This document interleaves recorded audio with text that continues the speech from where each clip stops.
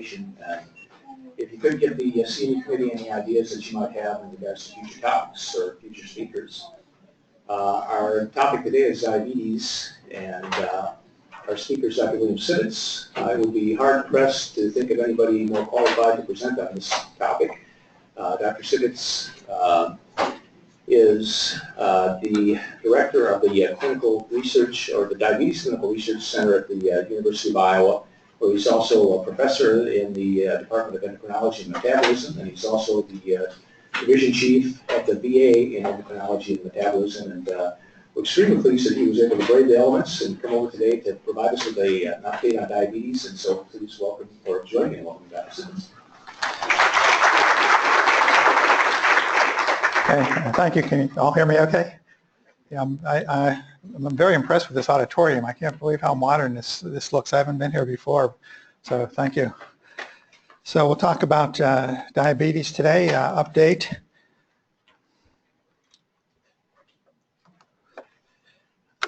Okay, so the objectives, as you saw before, we'll briefly go over some background and goals, and then talk mostly about drug therapy and the appropriate use of insulin.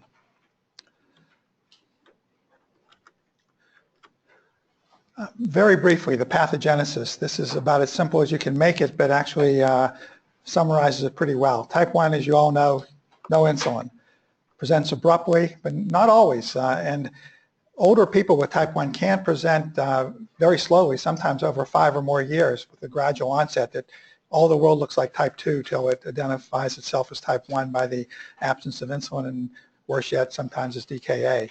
Type 2, as you know, insulin resistance associated with the impaired but not the absent ability to secrete insulin. The other thing that we appreciate more and more as we go along is that type 2 diabetes worsens with time, probably because the insulin ability to secrete insulin does not keep up with the insulin resistance.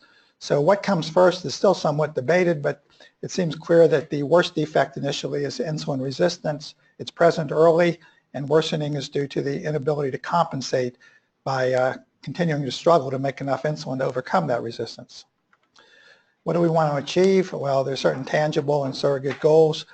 These are pretty obvious things. Prevent worsening. We don't actually know the best way to do that yet. We're doing a study at Iowa called the GRADE study looking at different treatments for that. Prevent complications, good health, quality of life, minimize fluctuations in glucose, avoid cost, which may be very difficult, achieve normal body mass and physical activity. And the surrogate goals, mainly the A1C, which we use as the main indicator of control, blood pressure, lipid control, inflammatory markers, normal kidney function and liver function are all important so-called surrogate goals for diabetes.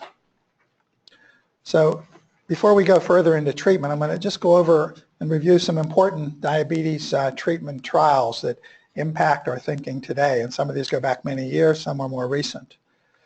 This is a map here, and you can see at Iowa, we were one of these centers that did the diabetes control and complications trial. The main results were published in 1993, and since then we're still following the same group after the initial randomization period to intensive or conventional treatment. And we're still following them today in what's called the EDIC study. So this is what we did in the DCCT. This was 1980. I came to Iowa in 87, and the study was just beginning at that time, and we were randomizing patients. When I came to Iowa, it really wasn't clear to me whether or not it made a difference to control diabetes long term. So my major question was, did it make a difference? And to answer that, we randomized patients. This was a national study, 31 different centers. And you can see the goal for the intensive group was as low as we could safely get the A1C with not too much hypoglycemia. The standard group was targeted to about 9, which was the standard control at that time. And you can see the histogram shows the relative distribution of what was actually achieved. The average was about 7 versus about 9. And what was found in 1993, the study was actually stopped a year earlier than it was due to completion because of the marked positivity of the results. Retinopathy, if you didn't have any retinopathy before, 76% reduction in the onset of any signs of retinopathy based on fundus photography. 54% reduction in any onset of nephropathy and 60% for neuropathy. This was during the randomization period. So at the end of that period, we then stopped randomization and recommended everybody go on intensive treatment and continue to follow the patients. But this goes to, before I get into that, this slide looks at the relative risk associated with the A1C. This isn't based on randomization, but trying to get the marker here to work right. Okay, but based on the continuous distribution of A1C versus the event rate per 1,000 years. And you can see when you have an A1C of 7 or less, you virtually don't get complications, at least during the period of the study. And even that seems to hold true in my experience today. I can't even think of somebody that's had A1Cs less than 7 over the years that's had anything other than maybe a microaneurysm. It gets a little worse as you get higher, and over about 8 it starts to increase substantially. So the initial randomization ended at about 9 years, and this looks at major cardiovascular events, the aggregate of non-fatal MI, stroke, or death from cardiovascular disease. And these are the difference in events. And at the end of the 9 years of randomization, there was no significant difference. The patients were 13 to 39 years at onset. So we weren't really expecting to see a lot of events. But as time goes on and we continue to follow them, even though the conventional patients have been started on intensive treatment, and they actually have both achieved about the same goal now, they're averaging about 7, 8, the difference in macrovascular events began to widen out and became significant after about 10 years after the end of the randomization phase, and continues to be different today, although the difference is not widening out, the difference is maintained. This is another study in England, the UKPDS, United Kingdom Prospective Diabetes Study, that looked at type 2 patients. And first of all, you can see this is the conventional intensive group, and they had targets of 7 and 6, but they didn't really adjust things too much at the time. They didn't really know what the outcome would be. But you can see that both groups worsened over time. This is some of the best data we have to show that diabetes type 2 does worsen over time.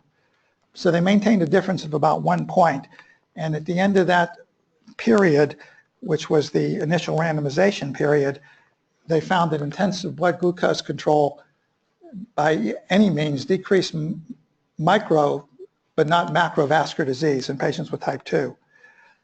But as they went on, they found out that, again, there was a benefit on macrovascular disease.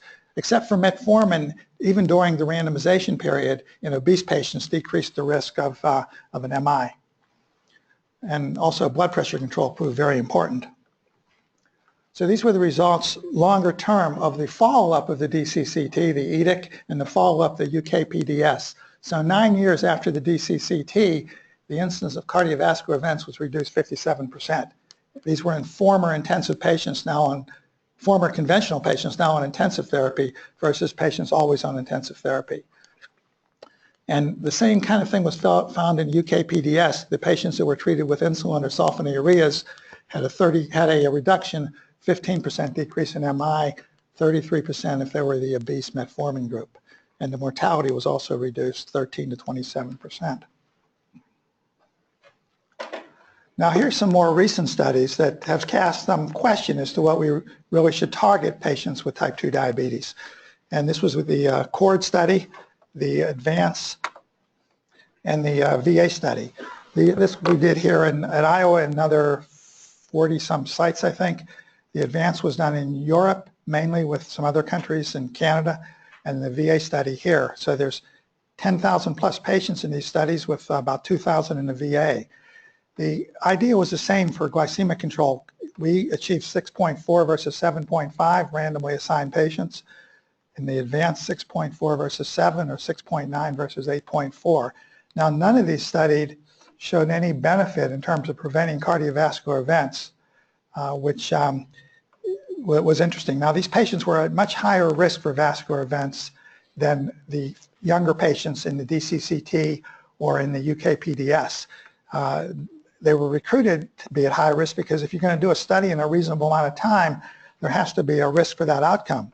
Remember, in the DCCT, it took us 10 years after the 9-year randomization period, 19 years. These studies were done over about 5 or 6 years. So they saw no decrease.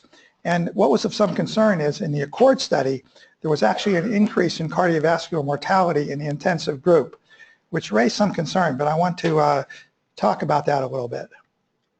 This slide is what was found after they looked at the data a little more closely. So this is the risk over here, and this is the A1Cs achieved. This is intensive therapy, and this is standard. So the lowest events were in the intensive group that had achieved target. The standard group that was at target, in this case the target was 7.5, had the lowest rates. The intensive group at 7.5 had higher rates. So what this says is that the mortality, this is the risk of mortality, occurred in the intensive patients that did not achieve control. So what was the difference if you're here or here? You're at the same A1C. Well, the difference here is if you had an A1C of 7.5 in the intensive group, you were told to take insulin, take multiple doses. There was probably more variation in the glucose. And perhaps patients vary. They might not have been motivated as much. So all these factors may have translated maybe to decreased motivation to do other things to prevent vascular disease. We don't really have all those answers, but the intensive patients under good control did not have an increase in vascular events or deaths. So these analyses, according to the Diabetes Care ADA journal, American Diabetes Association, implicate factors associated with persistent high A1Cs rather than A1C per se as contributing to the increased mortality risk in the intensive ACCORD group. So the implications overall of these trials, the target of 7 as recommended by the American Diabetes Association is still considered valid. More aggressive treatment may need to be implicated early with cautious approaches in more advanced diabetes and cardiovascular disease. And I think this is the important thing. Overly persistent efforts to lower glucose in patients at risk for macrovascular events may not be warranted. There's strong evidence, however, for microvascular prevention. And again, type 2 worsens with time, and can we prevent this? That's an unanswered question as yet. So these are the treatment goals by the ADA, and this really reiterates what's on the last slide, but the ADA recommends an A1C less than 7 for non-pregnant adults. More stringent under certain conditions, short duration of diabetes. If you have lifestyle or metformin only, there's no point in saying, and I've seen some internists think this way, they have a patient that's on diet or with metformin and they're on a 500 of metformin a day and their A1C is 7.5, and they say, well, that's fine. But there's really no reason why you can't push that to get that under 7. And you should, because the metformin is not going to get you too low, and it's going to be a safe treatment. And clearly you wouldn't tell somebody that's 7.5 to not diet.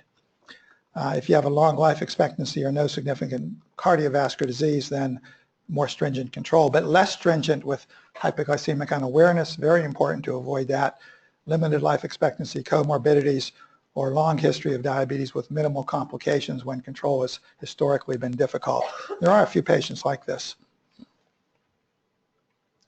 So let's move on to more specific treatments now, drug therapy. Before I do that, this slide is not in your handout. I thought I should throw a word in about nutrition and lifestyle, which I don't have time to go into detail, but the point I want to make is that if you look at the guidelines from the American Diabetes Association and most other groups, there's really no longer any specific treatment for diabetes. We don't have the ADA diet, so to speak.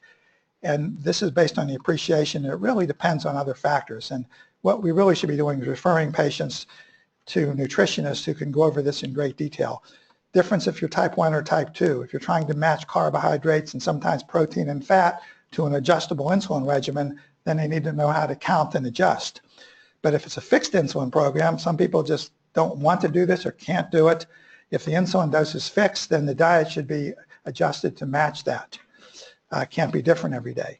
If you're trying to control blood pressures, lipids, if your activity is different, that can affect the diet recommendations. And then do you want weight loss? Do you want maintenance, or in some cases even gain? So you have to consider all these factors, and it gets back to the heading, no specific treatment. So let's move on now and talk more about drug therapy. There's metformin near universal acceptance. This is the first medication to use unless there's a reason not to tolerate it. It's in A1Cs of 9 or 10, it can reduce it by about 2 points. If the A1C is 8, maybe by about 1 point. decreases the liver glucose release and increases muscle glucose uptake, benefit on weight and lipids, does not cause hypoglycemia. It's an insulin, makes insulin work better, so as your blood sugar drops, your insulin levels drop, and metformin is no longer going to be effective. So lack of hypoglycemia when used alone, it's generic. It's been used over 50 years worldwide, although in the U.S. since only about the 1990s. Evidence from several studies support a reduction in cardiovascular events, as we saw in the UKPDS, and it's been shown to improve carotid medial thickening. And this is the UKPDS showing probably the strongest reduction for metformin in cardiac events.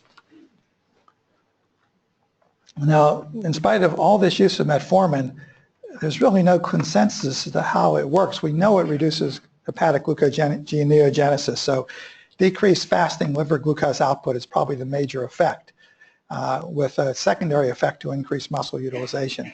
But how it does that is still unclear, and I'm not going to go into detail here, but I've listed some potential biochemical mechanisms here that have to do with mitochondrial function, or something called AMPK, a phosphate kinase in cytoplasm, or some other mechanism. And there's a lot of work being done to sort this out, but nonetheless, the drug is still achieved tremendous status as the most effective initial treatment, or the most recommended initial treatment. I shouldn't say most effective. Insulin can be more effective. So what do we do in an algorithmic sense? As we said, metformin, the initial approach, unless you start with severe hyperglycemia. So if a patient with type 2 comes in with symptomatic hyperglycemia, or blood sugar is over 300, unless they've been doing something crazy like having 5 bottles of soda pop a day, which you can easily stop, most cases I would really start with insulin, and not necessarily use it forever, but if they're presenting with high enough glucose, controlling the blood sugar with insulin to protect them. For all I know, they may have called type 1, but getting them under control, and then if they do well, you can back that off and even stop it. Metformin otherwise would be the initial pharmacologic treatment. Goal achieved or not achieved, or whether there's intolerance to it, just add another drug. The question is now, what drug do we add? And that's something that is under considerable debate, and we're doing there's studies ongoing to look at that. As you know, the FDA has approved many new drugs for type 2 diabetes that one could add. So what about sulfonylureas? This is the inexpensive, time-tested way to do it. They increase beta cell insulin secretion by activating potassium channels. Glyburide, which was used abundantly a decade ago, we tend to get away from that now, mainly because it causes more hypoglycemia and seems to have more effects on cardiac sulfonylurea receptors, and that might actually be adverse to the heart. But instead we are focusing on glipizide, which is shorter acting and perhaps causes less hyperglycemia, glimepiride, which in my experience is a little more potent and longer acting. So these two are used widely. They're well tolerated, they're low in cost because they're generic. Disadvantage, hypoglycemia. And I've seen a fair amount of that, especially if it's pushed too hard in mild type 2 diabetes. In fact, in some ways it's harder to control than insulin because you can adjust insulin better. Weight gain, if you're not watching the diet, it's really you're trying to replace the insulin that the person can't secrete. So in theory, they wouldn't gain more weight than they would if they didn't have the diabetes. But people don't watch the diet and they control the glucose. They're no longer wasting glucose in the urine, so they gain weight. This is something that's often overlooked. This is actually a contraindication, sulfa allergy. Most of this is antibiotic sulfa allergy, and I've never really seen somebody with a mild sulfa reaction get put on a sulfonylurea and have a problem, but I don't use it when there's a significant allergy. And it may have, we don't know about the durability. It may be that maybe these agents that stimulate insulin exhaust the pancreas faster over the years and you get a low durability of action, or maybe worsening. But we don't really know that. That's one thing we're looking at in our grade study at the university. Cardiovascular effects.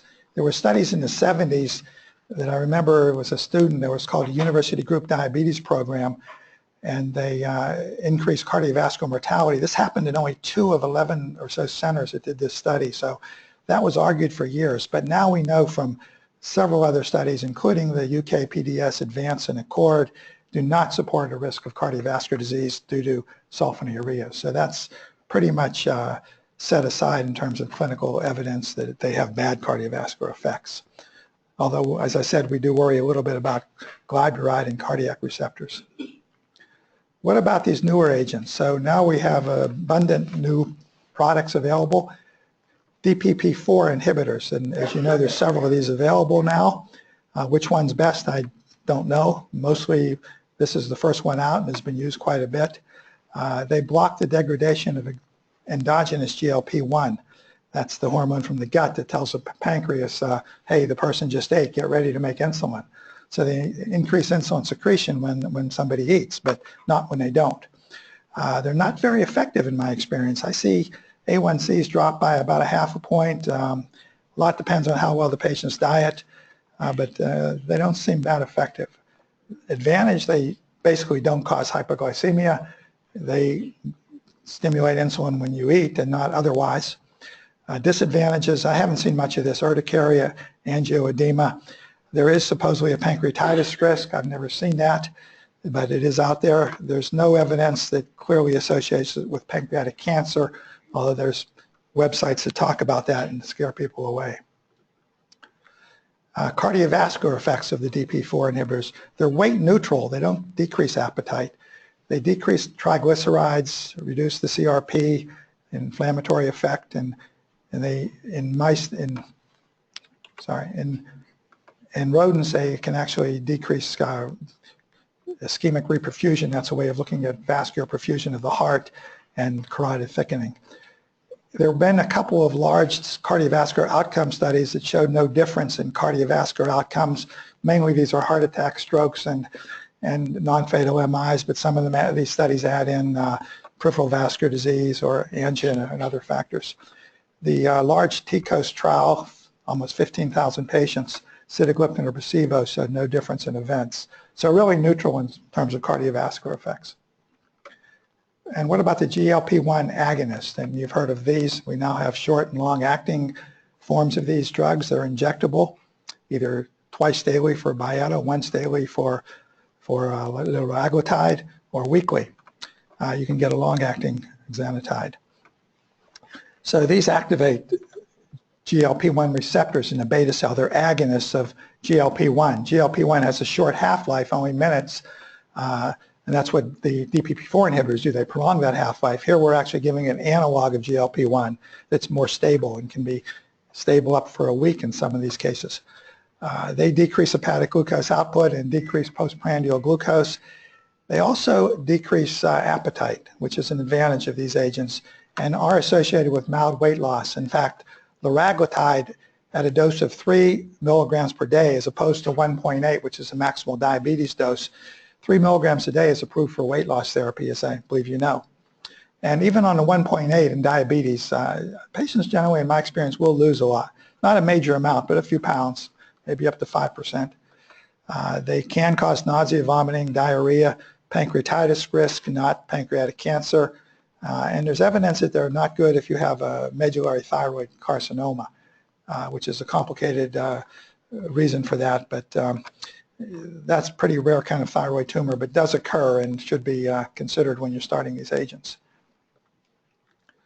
Do they help the cardiovascular system? Well, there's evidence that they do.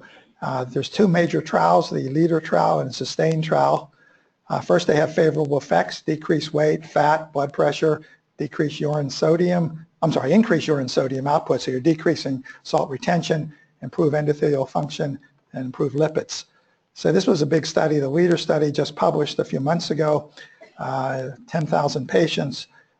They showed that the composite outcome occurred in fewer patients. Not a huge difference, but that's about a 15% reduction in risk. And SUSTAIN 6 showed a similar thing, and that looked at had a risk of 8.9 versus 6.6 in the GLP-1 agonist group. And here I just show you the outcomes here, and you can see the outcomes are not markedly different, but there is significance in terms of the number of events. This is for the primary outcome, the aggregate outcome, death from cardiovascular disease, and this is myocardial infarction, stroke, hospitalization for heart failure, or death from any cause. So they're mildly positive effects that did achieve significance with large number of patients, not marked effects. So what about the newest group, the glucose cotransporter 2, sodium glucose cotransporter 2 inhibitors? And these are advertised on TV a lot now. We have 3 of them out there, and they work by basically helping the kidney excrete glucose. So normally you reabsorb glucose in the proximal tube, and the neck is mediated by a protein called SGLT2, sodium glucose cotransporter. This is blocked, so you don't reabsorb the glucose, and it ends up being excreted since this is normal. In the absence of that, it's high. And that'll help higher glucose more than lower glucose, because as the glucose gets too low, you normally don't excrete glucose, so you don't get hypoglycemia from these. The A1C is going to drop by about a point usually is what I've seen, but similar at the A1C of 8, if it drops by nearly a point, that's about what metformin would do at that level. The advantages is hypoglycemia is very unusual because as glucose drops, there's nothing to excrete. Interestingly, we've known for a long time certain people have renal glycosuria as a defect in that, a natural defect in SGLP2. And this is a benign disease. They don't get in trouble. I don't know of any data to see what their incidence of diabetes is, but I bet it could be less. You can combine this with other agents because it has a unique action, and it does appear to have cardiovascular benefits. I'll show you something about that. But there are disadvantages, and this probably is more worrisome in women. UTIs, vulvovaginitis, balanitis, osmotic diuresis, even DKA has been reported. And the liver actually puts out more glucose, as it almost is like it's getting some signal, it's trying to compensate for the glucose being lost. And this is the difference in A1C over time with an empagliflozin study. And you can see that even at 10 milligrams there was a fair difference. So what about the cardiovascular effects? Well, by inhibiting salt reabsorption, blood pressure will drop. There's weight loss of not a lot, but 2 to 3 kilograms over 6 to 12 months, and it seems to persist for 2 years. There's small increases actually in LDL, but also HDL cholesterol, decreased uric acid. There's data from meta-analysis showing that cardiovascular is reduced with a rate of 0.82 for the hazard ratio, somewhat better than for the leader studies. The big EMPA-REG study was about 7,000 people, and that was just published well, that was actually a little more than a year ago, but it did show decreased hospitalization for CHS and favorable cardiovascular effects. So this turned out to be about the same as the meta-analysis. And what about this DKA you hear about? I haven't seen this in my experience, but you know, we only see so many people on this drug, and it may not be recognized because the glucose is not going to be as high. So you're really lowering glucose without doing anything to insulin. So your risk of DKA may occur at a lower level, so it may not be so obvious. Patients aren't checking ketones. We don't know why it occurs, but there's some thoughts that it increases glucagon and maybe decreases insulin because there's not the need to control that glucose. Increased reabsorption of ketones, shift in substrate utilization, weight loss, dehydration from loss of fluid. All these can contribute to the risk of DKA. So we do see that sometimes. I would think, and I've not really seen data, that this would be higher if you use it in type 1. And there are people that are trying to use it now as a type 1 drug, thinking that it'll just make it a little easier and you can lower insulin perhaps more safely because you can get the blood sugar down lower by decreasing the amount of glucose without having to give as much insulin. And that may or may not work, and I'm really not seeing conclusive information about that. So I'm reluctant to use it in type 1, but I know it's being looked at. And this is the kind of difference you get with the outcomes. A little better perhaps than the leader study and SUSTAIN that looked at the SGLP, the GLP-1 inhibitors. And just to show you by comparison, this goes back to that old data. This is the DCCT results from 1993, where we showed a 76% reduction in retinopathy. And this is patients that had retinopathy if it worsened. Huge effects versus relatively mild effects in some of these other studies that we looked at. So you don't see this very often. Other drugs for type 2 beyond metformin, there's really used less. The ropaglinide and the teglinides, I don't really use these. I don't find them very effective actually, but they are shorter acting, and for people with mild diabetes, they might help postprandial glucose without having a prolonged effect. And I stay away from the thiazolidinediones. I really worry a lot about congestive heart failure and fluid retention. I've just seen a lot of that over the years, and I've seen patients with severe CHF do much better when these were withdrawn. So this is still debatable. Whether or not they cause MIs, that was what was reported for rosiglitazone, but that's come into some question now. These are used, alpha-glucosidase inhibitors, again, not very effective. And really, bile acid inhibitors may decrease glucose too by decreasing absorption of, but they can also decrease absorption of other medications and increase triglycerides. Bromocriptine is interesting. It has a central nervous system effect. I have to say I've not used this for diabetes, but this perhaps needs a little more study. Can we act at the central nervous system to improve glucose? Because we know there are signals from above that regulate glucose. So we'll move on now to insulin, the appropriate use of insulin. Advantages: it's natural, it's perhaps less expensive. Well, that really has to go off the boards now because they've raised the price so much that it's ridiculous. But if you use NPH or regular, which are the best insulins, you can get by with cheaper cost. Once daily for patients, some patients with type 2, less weight gain than TZDs. I don't think you get as much fluid retention. And apart from hypoglycemia, there really are not side effects if you visualize this as a natural treatment. But if you don't watch your diet, just like the sulfonylureas, you'll stop losing glucose in your urine and there'll be weight gain. And of course, you have to inject. Does insulin impose a cardiovascular risk? This has been talked about. And basically, I strongly believe that it does not. There was a big study in the UA. They looked at 165,000 patients epidemiologically by looking at records, and they applied, I don't know what these structural models were, but they corrected for comorbidities. So basically they're saying people that get insulin have worse diabetes, they have other associated conditions, they're sicker people, and that's why they're on insulin, and that's why they have more events. When you control for those things, that is not seen.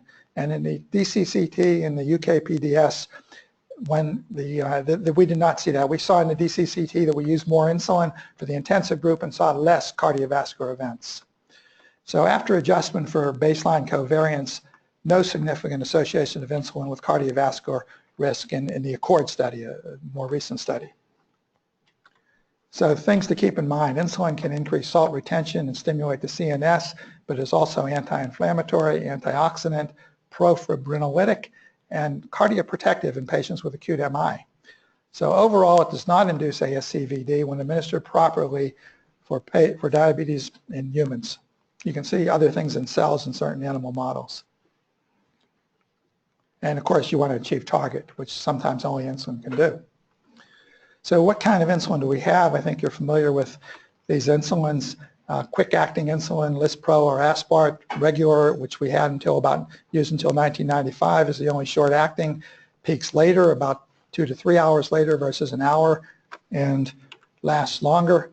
NPH is more of an up and down effect. Glargine has the advantage of being long-acting, over 24 hours, although in some patients I give it twice a day because it does seem to have an earlier effect in the first 12 hours in some people.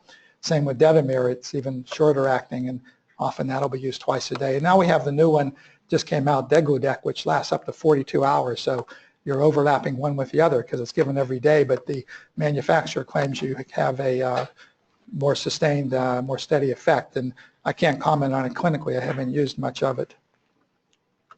And I'm sure the cost is high. So insulin regimens can be simple, once or twice a day for people with type 2 that are mild. Complex can be a basal and bolus program like you would for type 1 if there's not enough insulin being made in severe type 2 or type 1. So it depends on the severity of the diabetes. So how do you, when a resident asks me about how to control diabetes, I just like to tell them that for type 1 and severe type 2 where there's very little insulin, I can tell you how to do it in one sentence, and that basically is give insulin the way the body would make it if it could. Another way to say it is think like the pancreas. So this is a study that was done in the 70s just before the DCCT started, and it basically looked in 6 patients, and this is the plasma glucose, normal people, no diabetes, over 24 hours, and this was the range.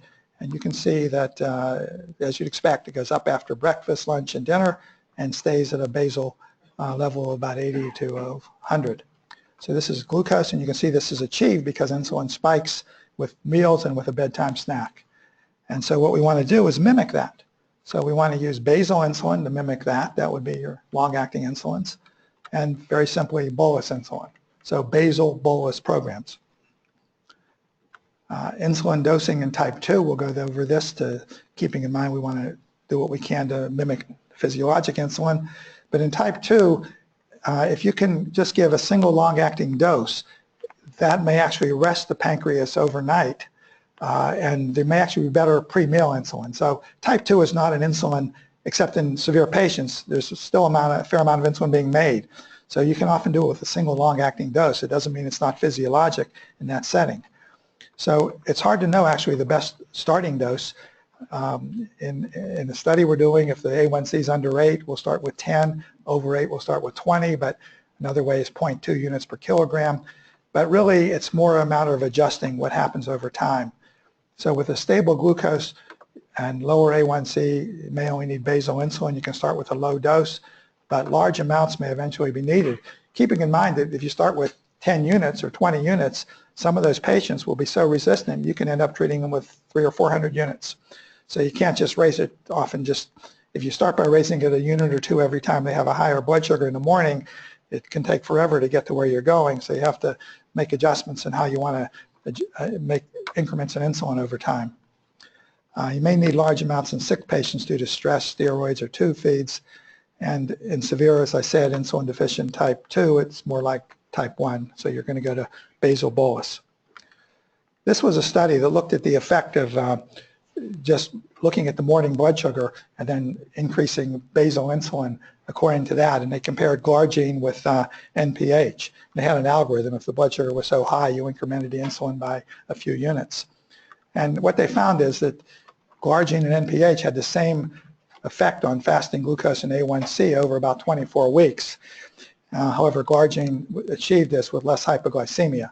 So this was the incidence of hypoglycemia, so that's because it's smoother acting than the longer acting than the NPH. Insulin dosing in type 1, again, we want to mimic basal bolus programs, roughly 0.4 to 0.5 if you want to start with something. But more important than what you start with is to monitor it carefully. If I have a new patient with type 1 and they're relatively stable, they're not anywhere near DKA and they can adjust and monitor, I'll start with even a lower dose and just adjust it. And what I find is often in the first several months of their diabetes, they'll go into a remission phase, so-called, quote, honeymoon phase. And the insulin dose, they sometimes can get hypoglycemic even on small doses, as little as 10 units. So I think they also seem to have a greater sensitivity as you start treatment. But I kind of watch for that. The typical adult with established type 1 needs about 40 to 50 daily, but that's variable. It may increase with activity and eating, obviously. Overweight, or vary with eating and activity. Overweight, obese type 1s, which there's plenty of them out there, may require larger dosing. And keep in mind that if type 2 diabetes affects about 8 or so % of our population, and another up to 20% or so have pre-diabetes, then that's going to apply to people with type 1 diabetes. So you're going to have a lot of people with type 1 and type 2 who might be very insulin resistant. So MDI or pump insulin, how do you start? Basal bolus can be obviously through injections or pump. Approximately half of the total dose should be given as basal insulin. And that can vary. If somebody's having a very low carbohydrate diet, they may not need as much bolus insulin. If somebody's very active, they may need less basal insulin. So you have to really consider all these factors. But on average, if you have somebody that's getting 80% of their insulin as basal and a small percentage pre-meal, unless they're completely avoiding carbohydrates, they're probably not controlled well. They're probably getting hypoglycemia between meals. So you want to look at that ratio. So you can give glargine or Detamir either at bedtime or may need to change to BID. And bolus insulin is divided between meals. It's not like you start seeing somebody in the clinic. I've had residents say, well, I'm going to start basal insulin. I'm going to give about 20 units, and I'm going to give bolus insulin another 20 units, and I'm going to give 7, 7, and 7. And I say to them, well, how do you know that they're going to eat in a way that's going to require the same amount of insulin at each meal? And they say, oh, I hadn't thought of that. So you have to talk to them about how to do it. It's not just saying take insulin this way. That usually will not work. Most people don't eat the same at every meal. And it's not just carbohydrate. A lot of protein or fat will prolong the effect of the insulin or prolong the duration of the hyperglycemia and can require more insulin over a longer time. So bolus dosing, you can have a fixed schedule if you keep the meals constant, which a lot of people don't do or don't want to do, but if they can't adjust because of various psychosocial reasons or inability to do it, then it's best to keep the carbohydrate and perhaps fat and protein constant at meals as best you can. But they can't eat every day the same way. Better to estimate the carb intake and determine the bolus dose based on the grams of carbohydrate. And keeping in mind that if you have pizza with a lot of fat or a lot of cheese on it, it's going to require more insulin for the same amount of carbohydrate than if you had pizza with low-cal cheese or no cheese. And that's actually been studied. So ask patients about their eating habits and accommodate them to the extent reasonably possible. And correction insulin. Well, this looks complicated on the slide, but it's basically saying if your blood sugar is high pre-meal, then take more insulin. And you can use the so-called rule of 1800, which actually, before I came to Iowa, I was at a diabetes center in Atlanta, and I want to brag because the guy that started that center, not me, I came down, I was recruited by him, he came up with a rule of 1800. Never published it, but used it in 1980s. And it's caught on and appears in lots of text now. You take the total daily insulin, let's say it's, if you have a total daily insulin of 50 units, you divide that into 1800, and you get a number which is a sensitivity. So if you're on 36 units a day, then this Y is 50, 36 into 1800. And then the high target is 150, so for every 50 points above the 150, you add 1 unit. The sensitivity is 50, drops it by 1 point. That's all very complicated to some patients, so you just write a scale. And pattern adjustments. Let's take a look at this. If people write their glucose down and they come to you with these numbers, you look at this morning glucose and the noon glucose, and this is what they've taken in the morning. It's hard to make a lot of sense out of that. You look at this and you say, well, these are different doses. How can I see anything? But if you tell them to write it like this, now you can see they've taken 7 units and they've adjusted. So if you consider for a moment that the adjustment is right, then obviously their 7 is not enough. So they need more. But if you wanted to be more careful, you have them do a 9 a.m. glucose a couple hours after eating, and you see that that's high. So that they need more insulin. They're not even, the 7 is not controlling them postprandially or at noon. But if that 9 a.m. glucose were this, that's a different story. Now you can see the 7 is lowering them fine, but they're rising before noon. So what are they doing? Are they snacking at 10 o'clock? Are they not getting enough basal insulin? So you need to consider this. So you can take these glucose spreadsheets and look at them in a very careful way if you get enough information. Now people aren't going to measure this every day, but you can do periods of time where you ask them to check a little more often and see what happens, sort of do an experiment with the patient. And adjusting for exercise is difficult. It's basically individualized. You have to either take more calories, which is good if you're trying to use the exercise for weight, or you can sometimes reduce the basal insulin, or if you have a pump, you can reduce the pump insulin basal rates temporarily using a temporary basal rate. So we'll talk about types of insulin. This is now much different than it was when I started, where we had NPH and regular insulin, and even something called ultralente, which I almost forgot about. But this is what we had until about the 1990s, when in 1995 we got Lispro insulin. And now we have fast-acting insulins and long-acting insulins, and now even the Degludec, and new preparations. And we have stronger insulins. We have U500, U300, U200,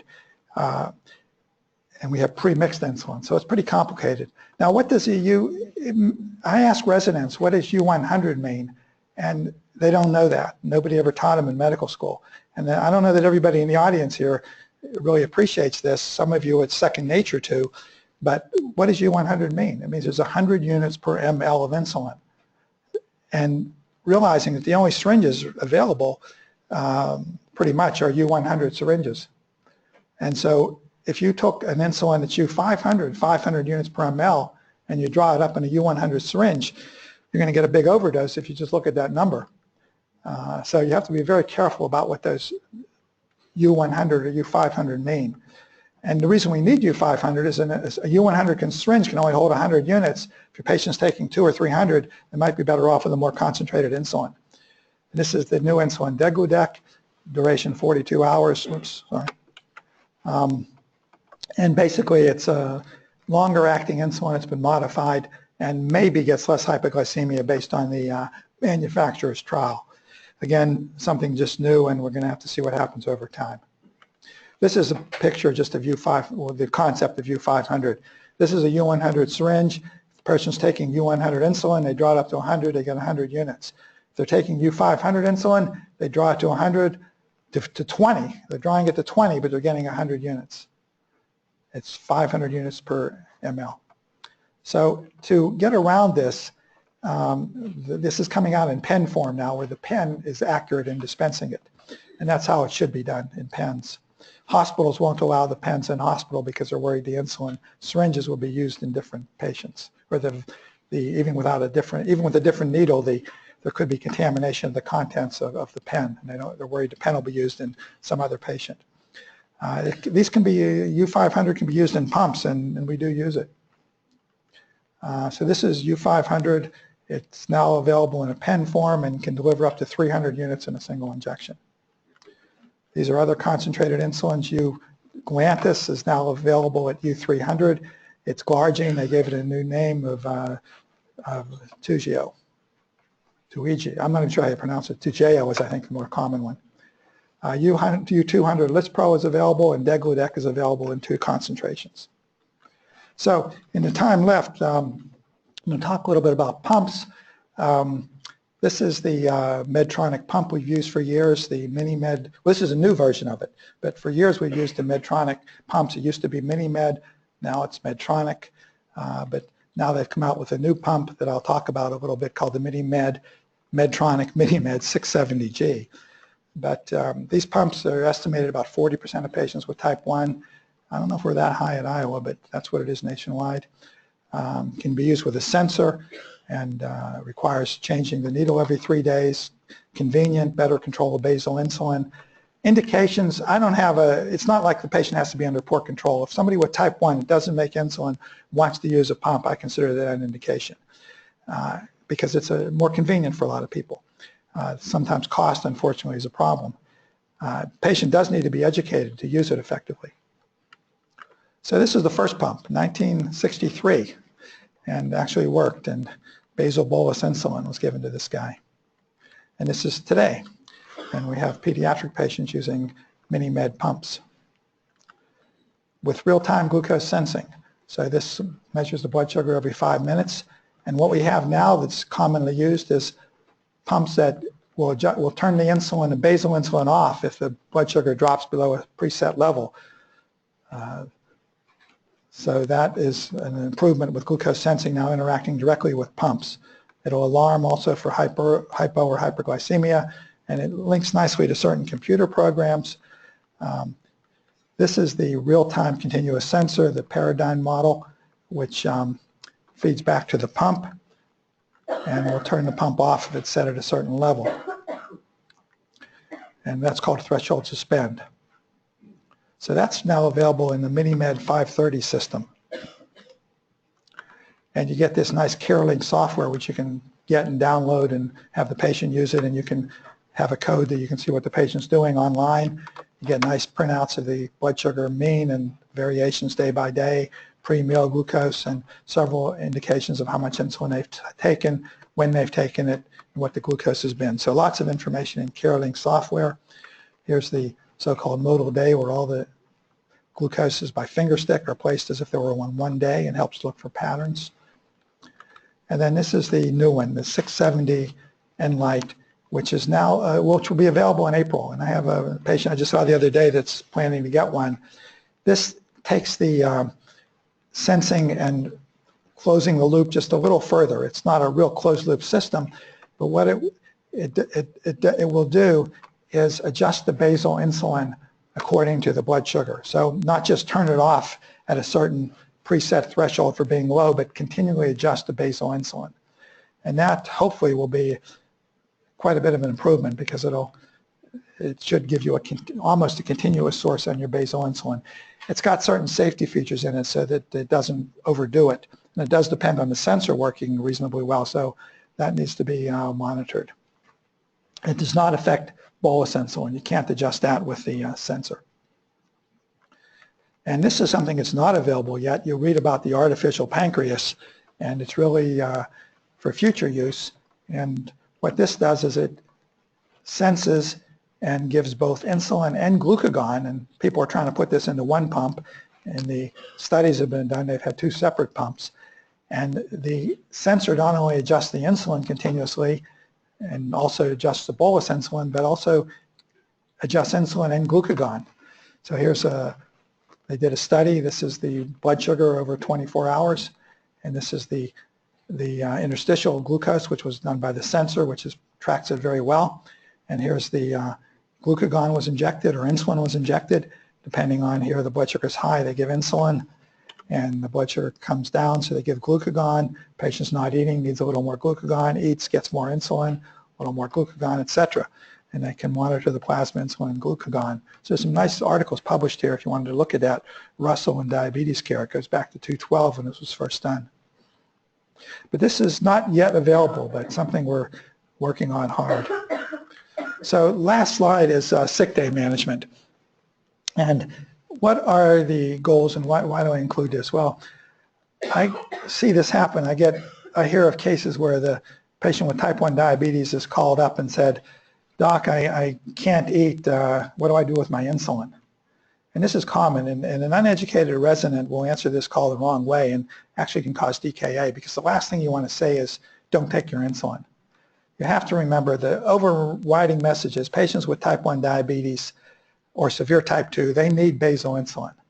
They will go into DKA even at normal blood sugars. So you want to maintain hydration, prevent ketosis, control the glucose. So you need to obtain information. Are you alone? Are you alert? Can you get to a hospital? If you live down the street from the hospital here, then fine. But if you're out in the farm 30, 40 miles away, you may not be able to get here. So all these things determine my threshold. Can you check ketones? Can you hold liquids down? That's very important.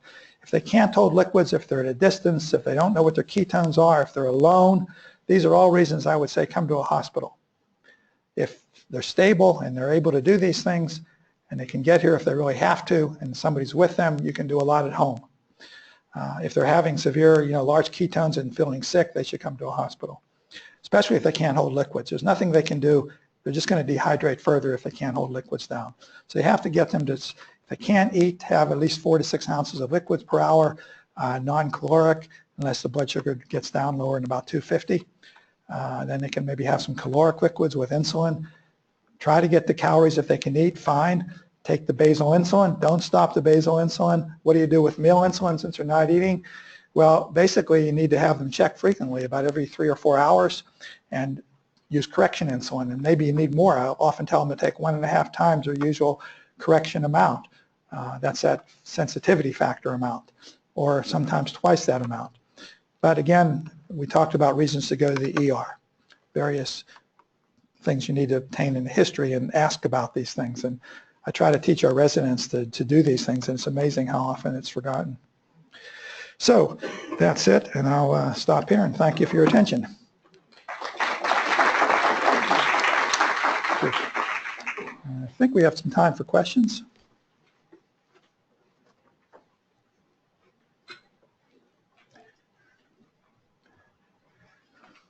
Rick? Yeah. Thanks a lot. Great. I saw a couple mentions of the inhaled insulin. Just touch on that. Have you had any experience or use of that? What do you find useful? What kind of insulin? Inhaled. Oh, inhaled. We did a study of the powder years ago, and they tolerated the powder. Truthfully, I have never prescribed inhaled insulin. I've read a lot about it. I've talked to people that have tried it. They've come to me after using it, and I just can't make myself use it. I just don't think it's it's very, I worry about its effect on the lungs. You can't accurately dose. I think for type 1 it's crazy. You can't dose it accurately. And I'm scared of it, to be honest. And why isn't it selling it? Why is it went off the market? I think it's coming back now, but initially the first attempt to market it, people stopped using it. It was too hard to use. Same thing with they have this sensor, this glucose injector, the air injector. It's never sold. It's still available, but nobody buys it. People, once they've injected, they realize how easy it really is. So that's my answer.